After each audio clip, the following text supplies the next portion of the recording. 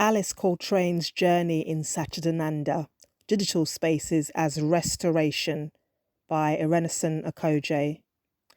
Journey in Satchidananda is a meditation, a molten silvery vehicle from an Afro-futurist past, an unknown destination requiring your pulse rate during REM, a luxurious ode to divinity containing an untraceable prophecy gifting the listener its edges. It sheds skin as a form of restoration to be consumed. This song, featuring Pharoah Saunders, is a portal that contains multitudes, a plane which not only shows the freewheeling expansiveness of blackness, but embraces its unique iterations. I first heard it when Spotify suggested it as a recommended track after I listened to Santigold's Disparate Youth. I was deeply struck by its celestial quality, the jazz composition, its melodic shapes, the range of instruments on display, the sense that I was becoming spectral whilst listening to it.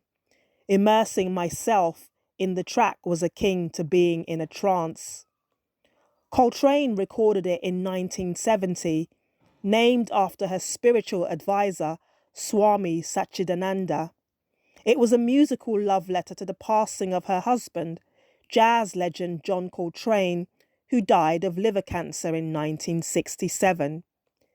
Devastated by his death, Alice lost weight, saw visions, then visited Satchidananda, a guru who had mesmerized Woodstock crowds. He became her spiritual advisor.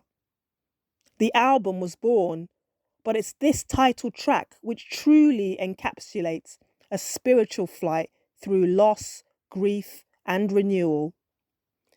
That Santigold, an artist I love for her visionary, indefinable creations, her somewhat enigmatic persona, she is all about the music, unwittingly led me to Alice, another experimental musical doyenne whose work had been angling towards me from the periphery, made me feel buoyed, lifted.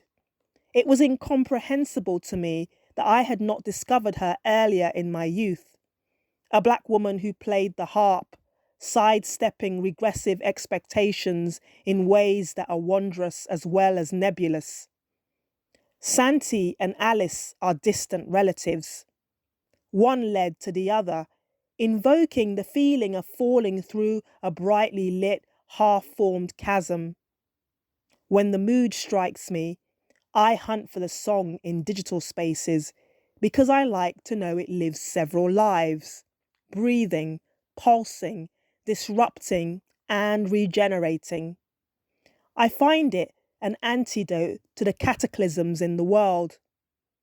Here are some of my favourite digital hubs in which it resides, infiltrating frequencies and minds. Alongside are listed the manifestations of instruments or entities it conjures in my mind's eye. YouTube, Lightsaber, Spotify, Reservoir, Pinterest, Painting, AliceColtrane.com, Afrocomb, NPR, Torch, Rough Trade, Ink, Afropunk, Mural, momaps1.org, Lava, Etsy, Opium, Luakabop, Dew. Alice's harp digital footprints keep rambling. Alice's harp digital footprints are marauding, interconnected archives making room for personal translations, permutations possessing, frequencies sitting within the body waiting to be unleashed. They speak to each other, lurking in the glare of artificial usurpers. Even its title, Journey in Satchidananda, invokes a pilgrim passing into an incantation, a subconscious layer of oneself that can be accessed only through the song. It feels both unencumbered and restorative, both vaguely political and deeply personal. I adore this track. It makes me think of art making from a place of absolute freedom, which is all I ever intend with my work. It gives me permission to do that and push boundaries. Indeed, the image of a resplendent Alice playing that harp as though she emerged from the womb destined to know its chords is seared into my mind. Satchidananda is a multi-limbed memory, an incoming self. Its healing qualities are not to be underestimated. This transcendental spiritual offering mutates as an act of love, a subtly radical, virtuosic offering that never ceases to astonish me.